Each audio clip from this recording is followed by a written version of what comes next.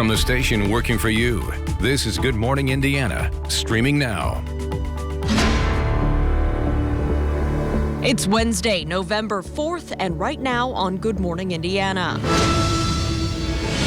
you imagine having Biden as your president? It's time for Donald Trump to pack his bags and go home. The long, divisive road to the White House nearing an end. We'll take a look at where the race between President Trump and Joe Biden stands this morning as votes continue to be counted. I mean, we went back and forth a little bit on it. It is a long way, but in the end, that's how important it is to us. A central Indiana father making sure his daughter's vote could be cast. This morning, the lengths he went to make sure her voice was heard. Coronavirus hospitalizations are up across the country and here in the Hoosier state. Working for you, we're breaking down the numbers and taking a look at the impact on hospital resources across Indiana. And here at 6:02, it is the Wednesday, day after the election. We hope you got a little bit of sleep last night. Thanks for waking up early with our team on Good Morning Indiana. I'm Lauren Casey, joined by Todd Clausen and Rafael Sanchez. Someone didn't get a whole lot of sleep, I know. So I've bought every caffeine drink in the vending machine. So if you come into work today here at WRTV, Todd Clausen, you'll find nothing with caffeine in the vending machine, but we will all enjoy your forecast. You can have it all, because I went to sleep 9 o'clock last night and slept like a baby. So I was good in shape, then rolled over and hit my phone in the morning. So we don't even know who the winner is yet. So. All right, outside right now we're dealing with clear skies. And as Rafael mentioned, it's a nice morning for us. Temperatures not too chilly here this morning with a clear sky. We're at 40 in Bloomington. As you work your way north, it's a little bit warmer. 47 in Indy. 51 is the current temperature in Lafayette, as well as Muncie. The satellite radar picture, nice and quiet for us. That's the way it'll be throughout the entire day today. It's going to be a quiet day of weather, very similar to yesterday. The only difference is today actually going to be a few degrees warmer than it was yesterday. Yesterday we got up to 66. We should be to that number today, as you see there, by 1 p.m. It's a wonderful Wednesday. Our high temperature probably right around 70 degrees today. That occurs between 3 and 4 o'clock. More on the rest of today and a look ahead to your weekend coming up in just a few minutes, Lauren. All right, Todd, thanks so much. We are monitoring a crash up on the northwest side this morning. Can't see it here from our camera, but it's a little bit east of this area. It looks like it actually just cleared from our map, so that is good news. This crash just cleared within the last few minutes, but it was on the eastbound lanes of I-465, just past I-865, so it looks like everything here is traveling smoothly. Of course, we're going to keep a close eye on your roads as you're heading out to work this Wednesday morning.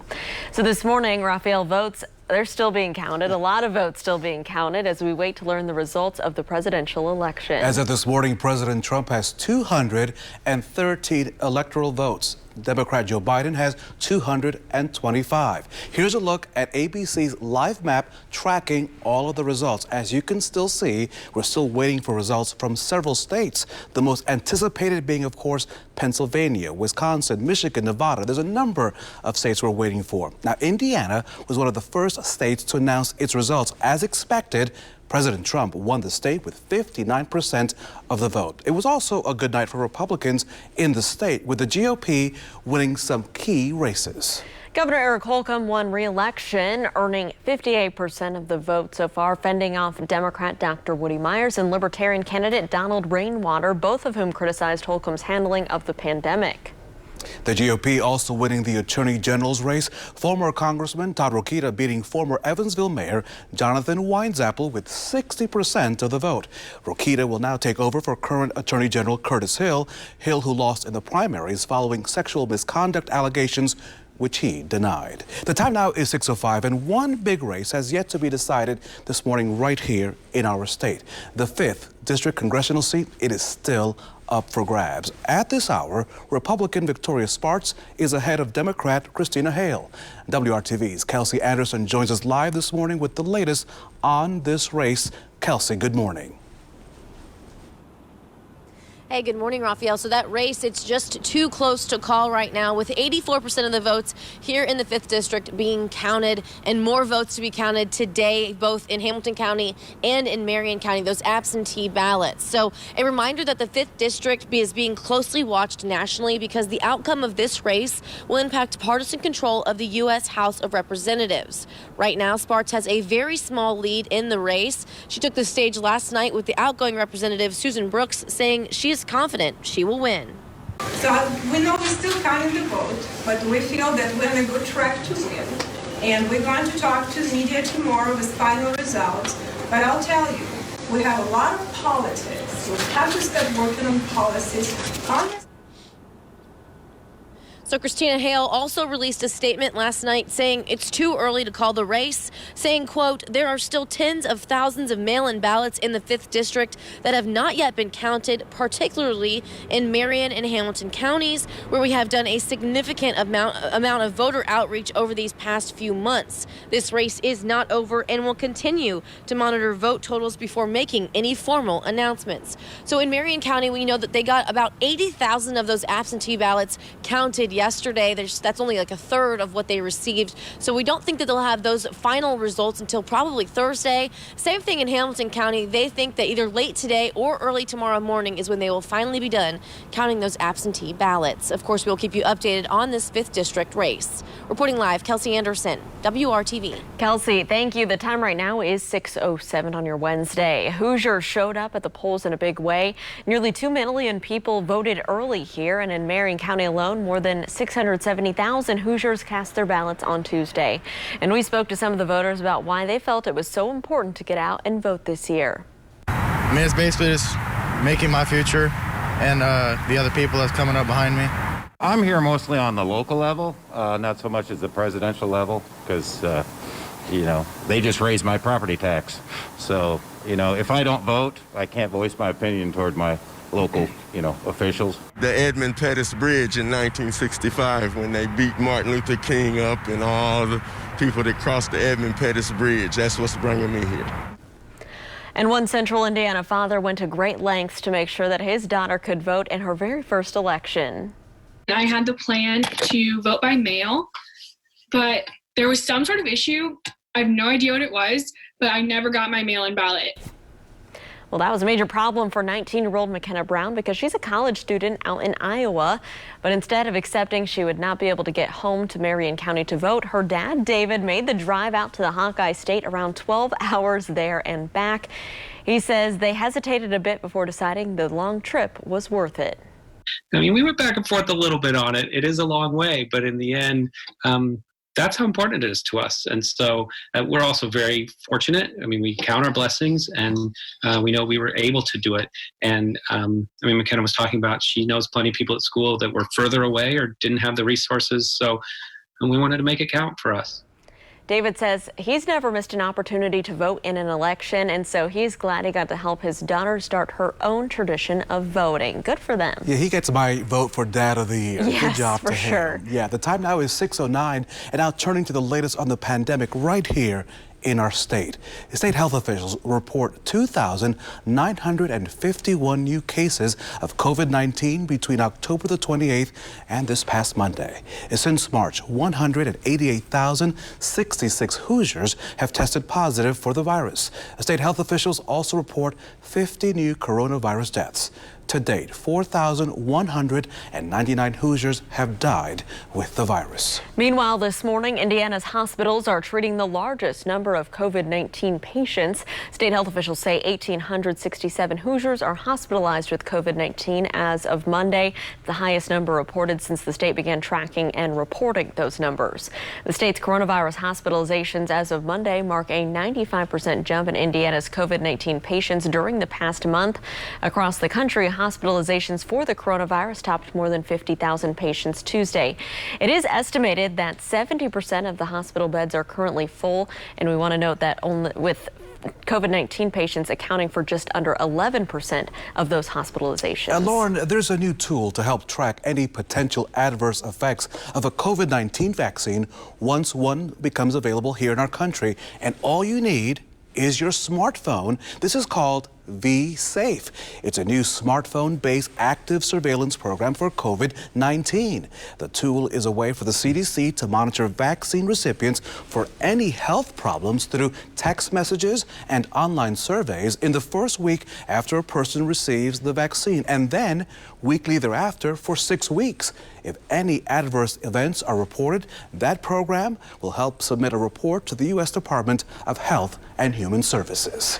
Well, the United States Postal Service failed to deliver on a request to search for undelivered mail-in ballots. Coming up, why the agency says it could not comply with the court-ordered request. Gun sales across our country on the rise. After the break, what's behind the spike? But first, let's check your forecast this morning with our Todd Clausen. Good morning, TK. Raphael, good morning to you. Good morning, everybody. It's going to be a wonderful Wednesday for us here across the area. Temperatures starting off this morning in the 40s. You may need a light jacket, but by the noon hour, already pushing into the 60s. And by this afternoon, we're looking at high temperatures right around 70 degrees. The better news, this isn't just a one-day deal. We're going to stay above normal all the way into the weekend. I'll talk all about it coming up in your WRTV Storm Team forecast when Good Morning Indiana continues.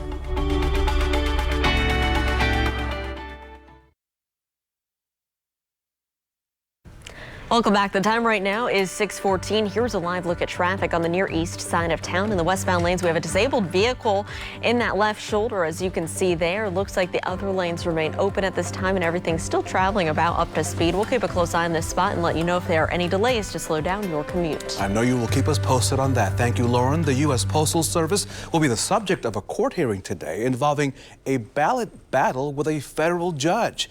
Tuesday, the Postal Service said it would not be able to meet the judge's orders to search processing centers for undelivered mail-in ballots. It argued it would disrupt Election Day operations.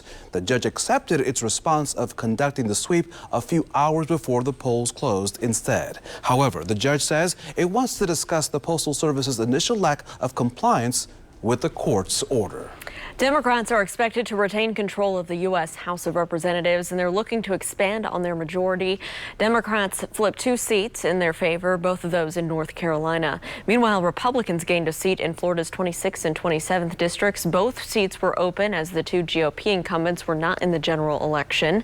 If neither President Trump nor Joe Biden wins 270 electoral college votes, the House has the ability under the Constitution to pick the next president when it convenes in January. Each state has only 1 vote for president, and a candidate needs 26 states to win. Meanwhile, the control of the U.S. Senate is still up in the air. Several key Republicans did win re-election, including Senate Majority Leader Mitch McConnell of Kentucky. He defeated Democratic challenger Amy McGrath. McConnell is expected to seek re-election to his post if Republicans win the Senate. Control of the Senate is critical to any president. Under McConnell's leadership, President Trump appointed 3 conservative justices to the Supreme Court and more than 200 judges to lower federal courts, a legacy that will long outlast his presidency. 2 women made history Tuesday night. Cori Bush will become the first black woman to represent Missouri in the U.S. House. She defeated Republican Anthony Rogers and Libertarian Alex Furman to win the state's first congressional district seat. Out in Delaware, Sarah McBride has won her state Senate race, poising her to become the first and only openly transgender state senator in the U.S. and the country's highest-ranking transgender official. The time now is 6:16, and several states voted to legalize marijuana for both recreational as well as medical use. New Jersey, Montana, and Arizona voters approved measures that made recreational marijuana legal. In South Dakota, voters passed measures to both legalize recreational and medicinal marijuana use. And medical marijuana usage is now legalized in the state of Mississippi. Voters out in Mississippi approved a new flag design on Tuesday. It replaces the 126-year-old banner that incorporated a version of the Confederate battle flag. The new flag features a magnolia state flower on dark blue background with red bars on either end. The flower is encircled by the phrase "In God We Trust," and the stars represent Mississippi as the 20th state. The flag also has a single star made of diamond shapes representing the Native American people who lived on the land before others arrived. State lawmakers voted to replace the old flag in June after protests against racial injustice erupted across the country. 2020 has been a banner year for gun sales. Small Arms Analytics and Forecasting has estimated more than 16 million guns were sold all the way through the month of September. That makes this the top year for gun sales ever. People first started buying more firearms during the pandemic. Then there was another increase during the summer when we saw those protests across the country. Now the election is giving gun sales another push. Now it's important to note recent numbers do show that crime rates are low across the country right now. At 6:18, U.S. cruise lines have canceled sailings through at least the end of this calendar year because of the new COVID-19 safety guidelines. On Friday, the CDC lifted a ban on sailings to and from U.S. ports, but raised concerns about the safety of such travel while avoiding the COVID cases surging across the world. The agency issued framework for a phased restart of cruise ship operations after a no-sail order was issued back in March due to the pandemic. In response to these new guidelines, Cruise Lines International Association said that its members will use the remainder of the year to prepare for the implementation of these recommended safety measures.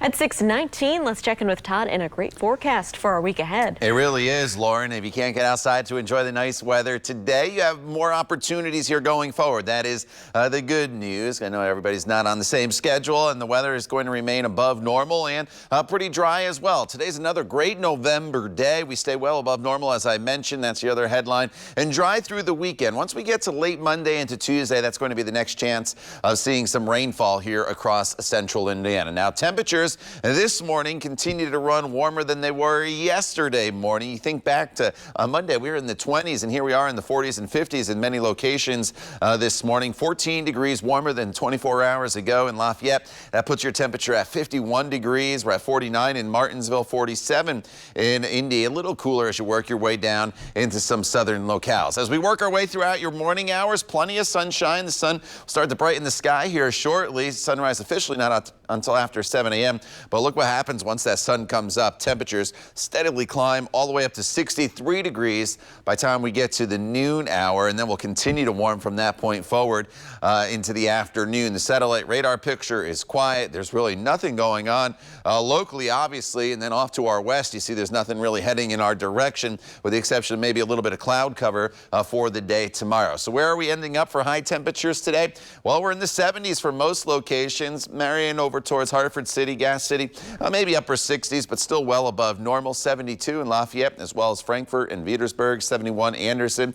I'll head over to Newcastle. You'll have a beautiful day there in Henry County at 70 degrees, 72 in Shelbyville, as well as Martinsville. And as we work our way into southern locations here, more of the same temperatures into the low 70s. Keep in mind, our normal high is only in the upper 50s this time of year, so we are in tip-top shape temperature-wise. This evening, a little more in the way of high-thin cloud cover will build in, but still very, very pleasant, with temperatures falling back down into the 50s. Now, as we get into the day tomorrow, there's some subtle changes in this forecast, and it's not a huge deal for us, but we're going completely sunny today. Tomorrow, there's just a little more in the way of cloud cover that'll be around throughout the day, but the cloud's not going to produce any rain. That's the good news. It's a dry day for us. Temperatures as a result of the cloud cover just a little bit cooler, but still above normal in the mid-60s. We get right back into the sunshine on Friday with a high of 70 degrees, and then the weekend, I keep emphasizing this. I think I say it every single weather hit. Make those outdoor plans.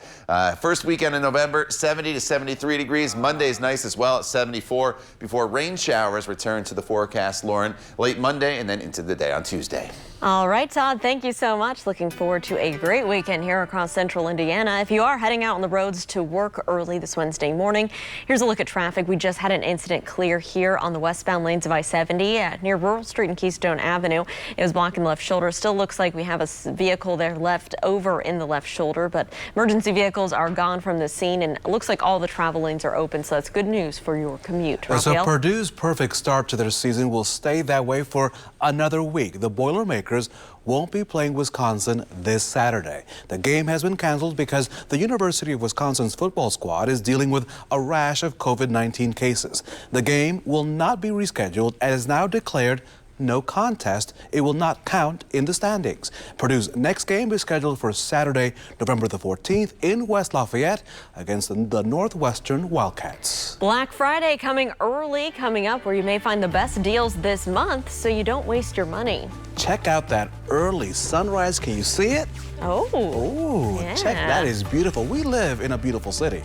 You got to say that. Check that out. Good morning as well to Carmel, Crawfordsville, and Claremont. Also, other places to call, great places to call home. The time now is 6:23, and you're watching Good Morning Indiana right here on WRTV. I love that. Check that out.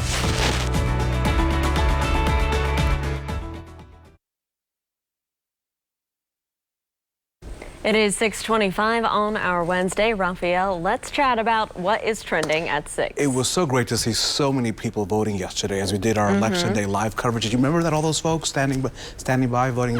Some great. long lines out there. So I want you to meet this guy, right? A World War II veteran still serving his country by showing up at the polls. A 99-year-old Dr. Robert Smith Jr. of Jackson, Mississippi, cast his ballot on Tuesday.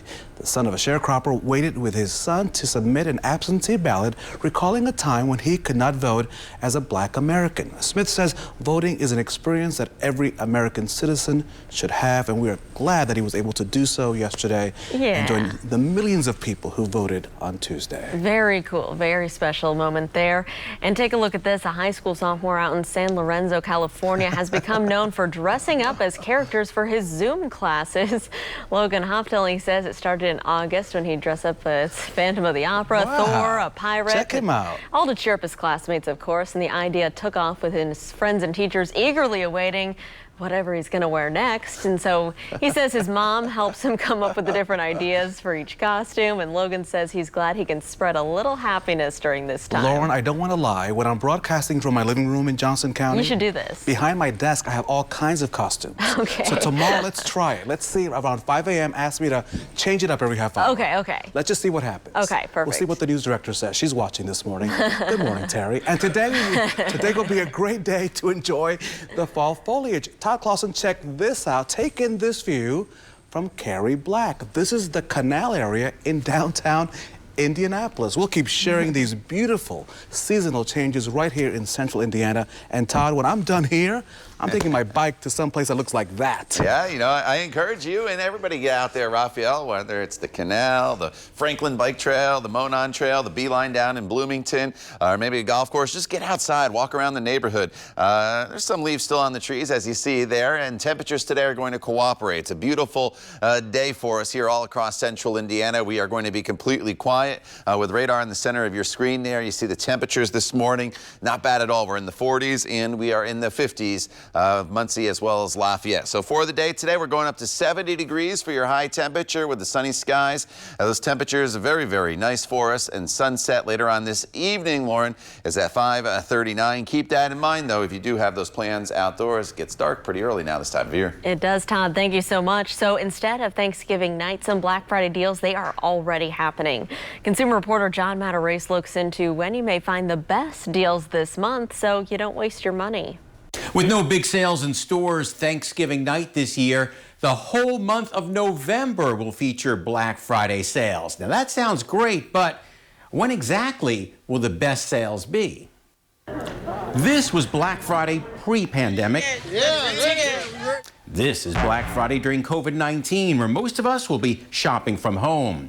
So the major stores are spreading out their deals over the whole month. Walmart has deals for days with new sales over 6 different days during November. Best Buy started its Black Friday sales even before the trick-or-treaters went out. Best Buy's biggest sale will launch November 16th for members, November 22nd for the general public. And Target has Black Friday deals all month with new savings every week.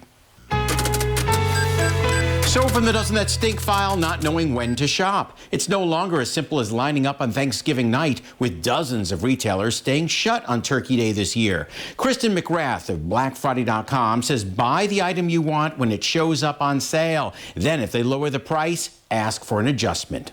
If you buy something early and that retailer drops its price later, it will match that lower price. That way you don't overpay during this month of Black Fridays. Bottom line, start searching for Black Friday deals now. Don't wait for Thanksgiving week so you don't waste your money. I'm John Matarese. Good morning, Indiana. From the station working for you, this is Good Morning Indiana, streaming now. Now on Good Morning Indiana on this Wednesday morning, this is your 6:30 news feed. Metro Police investigating a shooting on the city's west side. Officers say they found the victim after a welfare check. At this hour, the victim's condition and identity have not been released. Investors are on edge about the outcome of the presidential election. U.S. stock futures tumbled early Wednesday over fears of a contested election. Investors had hoped that early results would point to a clear winner, but that doesn't doesn't seem to be the case, as many key races are still too close to call. And Gleaner's Food Bank is ready for a big expansion. The organization receiving more than $3 million to add to its Indianapolis facility. Gleaner's plans to expand refrigerated storage capacity, allowing for more perishable food storage. The funding is being provided through Indiana's Federal CARES Act money and a grant from the Lilly Endowment. Gleaner says its food distribution has nearly doubled since 2019 because, of course, of the pandemic. Welcome into Good Morning Indiana on this Wednesday, and I don't know how I'm operating, to be honest, because I'm still waiting to get all the results from the presidential races, so I have not gone to bed. So, yes. Hey, good morning there, Raphael. You're still hanging on with us this morning. It's good to have you in studio. And Todd, you're going to wake us up with a beautiful sunrise. Wow. Check that out. Isn't it beautiful? And Raphael, you're just a little ball of energy, and I appreciate that every morning. Yes.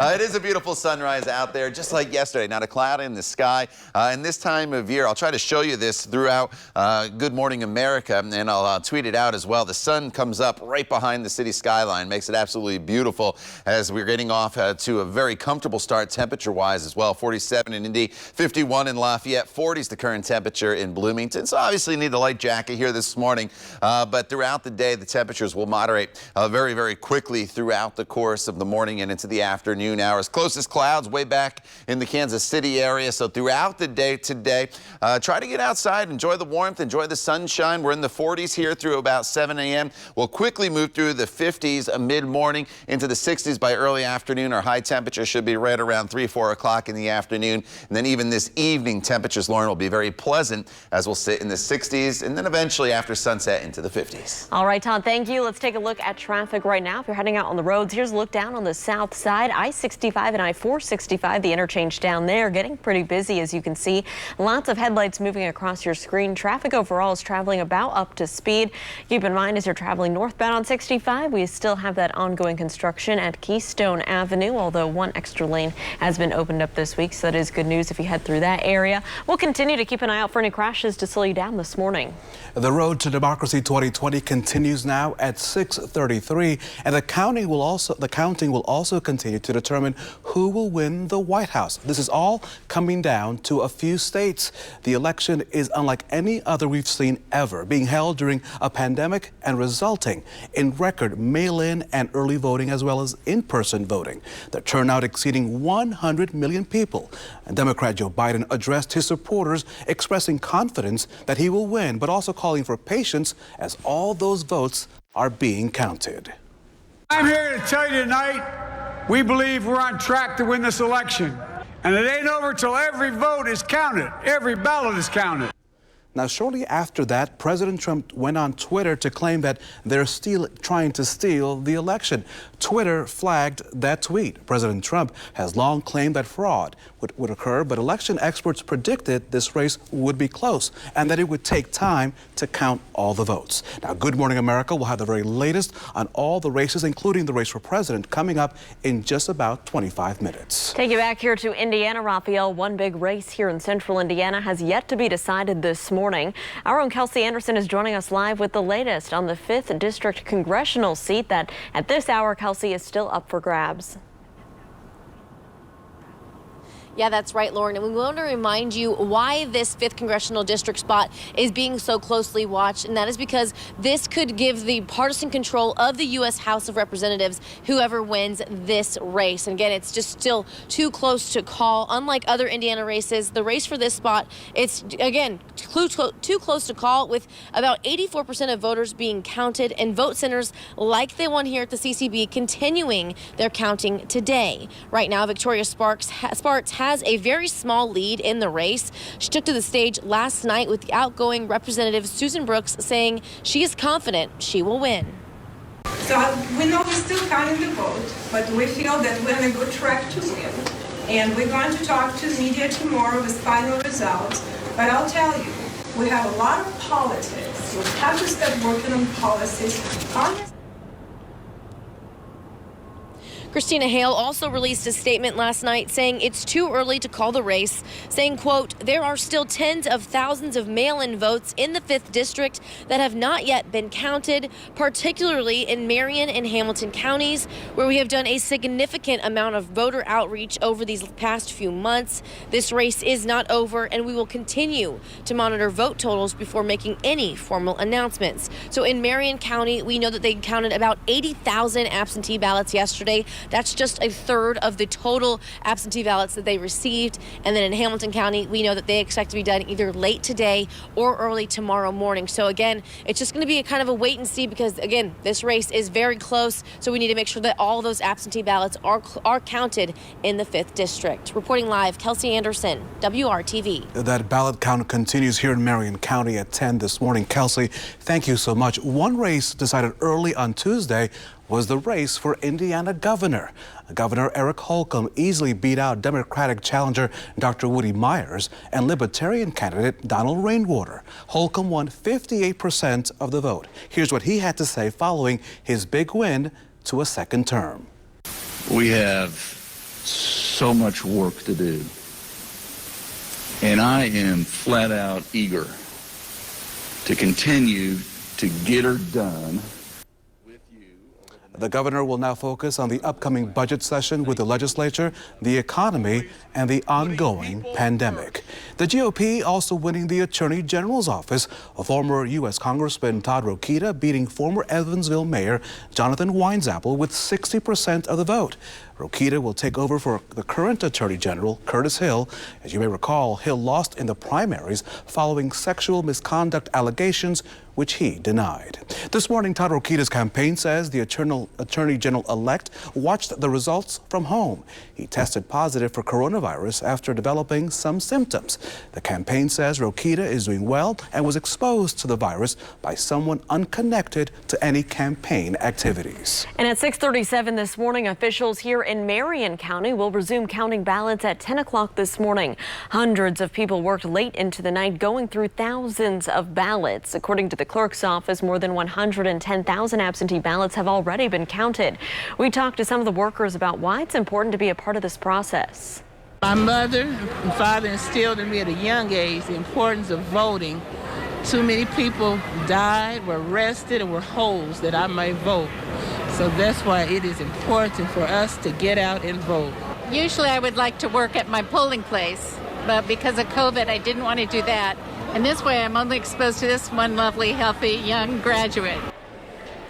Well, again, the votes will continue to be counted this morning. And of course, we'll keep you updated with the latest results just as soon as they come in. Lauren, a number of Indiana counties reported no problems on Election Day. Still ahead, why one county says they had to bring emergency paper ballots in to their polling places. We'll take you there right here on Good Morning Indiana.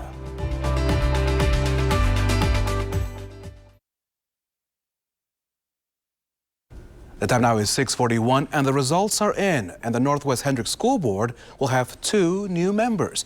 Abby Morgan and Joe Brooks will replace Craig Peoples and Jim DiAgostino on the board. The Northwest Hendricks School Board has been under scrutiny for how it handled sexual misconduct allegations involving a student and a teacher. Morgan and Brooks both said they plan to increase communication, transparency, fiscal responsibility, and help the community heal. You can watch an interview that our Kara Kenny did with Abby Morgan and Joe Brooks earlier this election season right now on the WRTV app. At 6:41, officials say Election Day was smooth in most places, but not everywhere. Let's take a look at some of the lines we saw up in Madison County. This is where voters waited sometimes 5 hours to cast their ballot. The county clerk says part of the problem was the lack of voting equipment. Officials purchased 170 new voting machines last year, and they plan to use them in voting centers. But the plan was rejected last minute by county commissioners, forcing the county to scramble. We tried to order more equipment because we knew if we weren't getting vote centers, we were not going to have enough machines for the general election. They refused to pay for those also, so we couldn't get more equipment, and we talked with the state, and they said, you know, if you don't get either of those, either vote centers or more equipment, you're going to have some of the longest wait times in the state, and here we are today, and we're having to deal with it, and I'm so sorry to all of the voters that have had to deal with it because that's not fair to them. They didn't do anything to deserve these wait times. It should not have been this long. The county clerk there says that paper ballots were sent to their polling locations with the long lines to help them move a little quicker. Election officials in Vigo County did not start releasing results until late Tuesday night. Officials say the delay was caused by the time it took to unseal and count every early and mail-in ballot. Vigo County officials say new Indiana rules prevent the ballots from being counted until 6 a.m. on Election Day. Election officials say it took 13 hours to unseal and scan the early votes. We have more results and information from Election Day right now at our website, WRTV.com, as well as the WRTV app. This morning, coronavirus cases in the state of Indiana are on the rise. Still ahead, the new impact the virus is having on its youngest patients. Let's get a check of our forecast, Todd. And anytime you see red on the map behind me, that means above normal temperatures. And you can see on our scale over here, we're going to remain at or above normal, not only through the day today, but all the way through the week and through the weekend. A great stretch of weather here to start the month of November. We'll break it all down for you coming up in your WRTV Storm Team Forecast. The time now is 6:46. Now to the latest on the pandemic and its impact on our state. State health officials report more than 2,900 new coronavirus cases. Since the pandemic began, more than 188,000 Hoosiers have tested positive for COVID-19. On Tuesday, Lake County in northwest Indiana reported 369 new cases, the highest number in our state. This morning, the county bordering Chicago has more than 16,700 new cases. State health officials also report 50 more Hoosiers have died with the virus. Since March, nearly 4,200 Hoosiers have died with COVID-19. Children in the U.S. are contracting COVID at the highest rate so far in this pandemic. Last week, more than 61,000 were diagnosed with the virus. That's the most in 1 week since the pandemic started. The largest increases are happening in western states. While children tend to have few to no symptoms at all, some areas are reporting that children are being hospitalized with COVID-19 on a daily basis. You might remember yesterday morning we told you Indiana students between 14 and 19 years old are being impacted the most. However, in Indiana schools, they are reporting cases in all age groups right now. So, Lauren, let me take you right out to Central America. This morning, Tropical Storm Eta continues to batter parts of Central America. The storm now making landfall in Nicaragua, ripping roofs off homes, down power lines, down trees. In Honduras, streets and buildings, as you can see, were flooded, causing some landslides. This storm, as you can see from this radar image, is huge. It's expected to continue its path through Honduras and reach Belize by late Thursday. Eta could also threaten South Florida this weekend. Todd, tell us more about the storm. I know you keep tracking these things all the time. Yeah, you know, so it's made landfall now, so it's weakened from what was hurricane status to a tropical storm now as it's made its way into Nicaragua. And the map you see there, it's going to curve back over into Honduras, Guatemala, and then could impact Florida as a tropical storm as we get into Monday, the Tuesday time frame. But you see there, Category 4, that was right before it made landfall earlier today. Again, it's down to a tropical storm. Closer to home here, beautiful morning in progress across the area as we are dealing with nothing but sunshine. Beautiful sunrise taking place as you look from IMS back towards the east in downtown Indianapolis. Always good to see that view, isn't it? 47 degrees right now. That's the current temperature. The wind's out of the south at 8 miles per hour. You'll notice a little bit of a breeze today, but nothing really of consequence as it's not really going to become all that strong. And it's a southerly wind, and the wind direction is more important than the wind speed today because it's going to help to bring our temperatures all the way up to right around 70 degrees. 51 in Lafayette as well as Greencastle and Muncie right now. 44 in Greenfield. 50 is the current temperature in Martinsville. Hour by hour as we break down your day, we're in the 40s here through 8 a.m. and then eventually we quickly move through the 50s. By the noon hour, we're sitting at 63 degrees, 70 degrees by 3 p.m. and then we're still in the 60s throughout the 4 and 5 o'clock hour. So it's a very, very comfortable day for us with all that sunshine.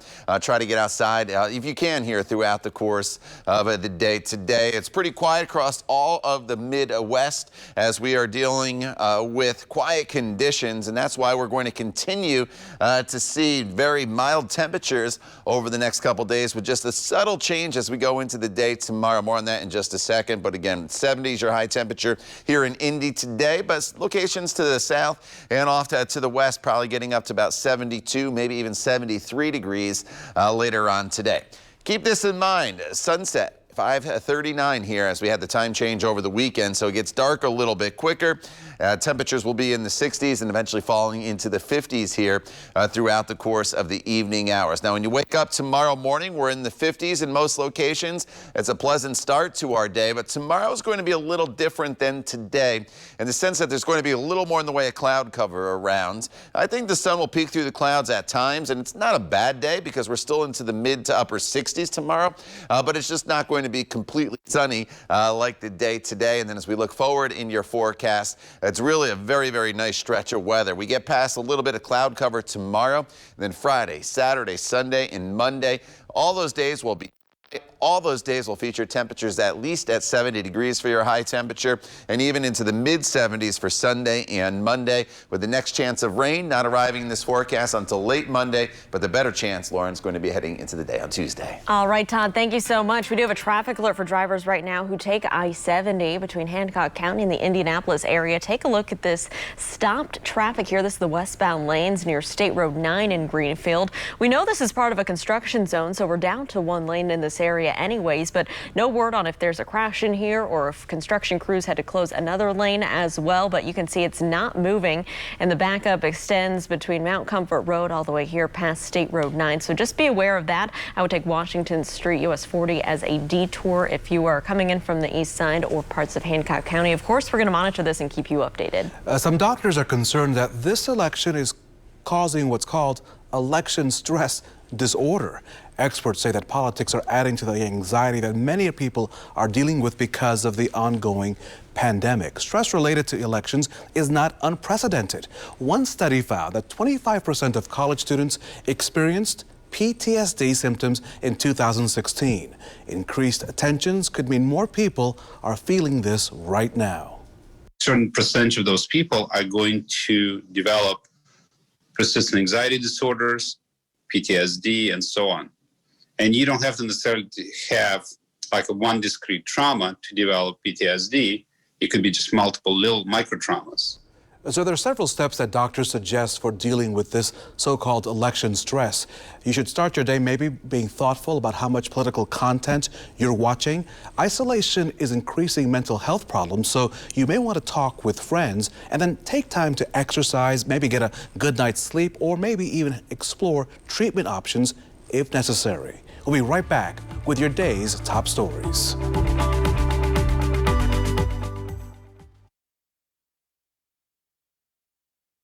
Welcome back. It is 6:55 on your Wednesday, and a traffic alert for drivers to our east right now and out in Hancock County. Take a look here. No movement along westbound I-70. This is a live look near State Road 9 in Greenfield.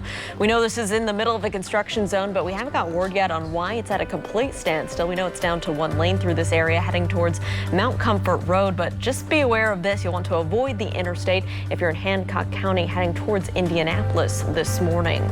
We do want to welcome you back to Good Morning Indiana. Raphael, we're going to get a look at today's warmer forecast in just a few moments. What a beautiful sunrise there. Yes. Here are your top stories. State health officials say nearly 19 Hoosiers are in the hospital because of COVID-19 as of Monday. That's the highest number reported since the state began tracking and reporting those numbers. The state's COVID-19 hospitalizations mark a 95% jump in Indiana's patients during the past month. The U.S. Postal Service will be the subject of a court hearing today after a ballot battle with a federal judge. Tuesday, the Postal Service said it would not be able to meet the judge's orders to search processing centers for undelivered mail-in ballots. USPS leaders say it would disrupt Election Day operations. The judge accepted its response of conducting the sweep a few hours before the polls closed instead. All right, let's talk about the weather right now. And you're for sure on these numbers, Todd, today. You know, I think I'm solid. I don't think we're going to have to do a recount here on these numbers, and they're good numbers for us here across central Indiana. Raphael and Lauren, we're going to be at or above normal straight across the board in the 7-day planning forecast. Today, sunshine and 70. Slightly cooler tomorrow with a little more in the way of cloud cover that'll be around, but then right back up into the 70s for Friday, Saturday, Sunday, and Monday. In fact, Sunday and Monday could potentially be in the mid-70s across the area. Get out there and enjoy. The next chance of rain doesn't arrive until early Tuesday morning. And the sun is coming up over central Indiana. We're back in 25 minutes and throughout Good Morning America with news, weather, and your local traffic updates. Have a great Wednesday. We'll see you tomorrow morning right here at 4:30 for Good Morning Indiana. And as Todd said, get out there and enjoy the sunrise.